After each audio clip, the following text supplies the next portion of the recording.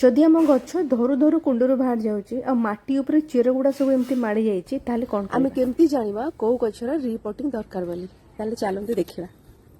सब गच्छर केबे ना केबे रिपोर्टिंग निहाती दरकार किंतु आम जानिबा केमती को गच्छर रिपोर्टिंग हमको निहाती भाव में करबा पे पड़िबो।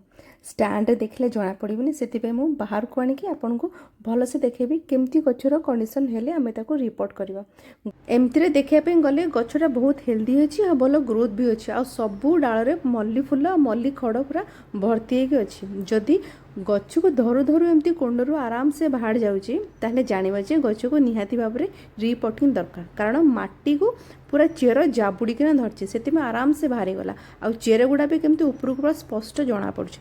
जदि एई भला कंडीशन रे गछ अछि ताले जानिबा जे गछ को निहाती भाव में रिपोर्टिंग दरकार।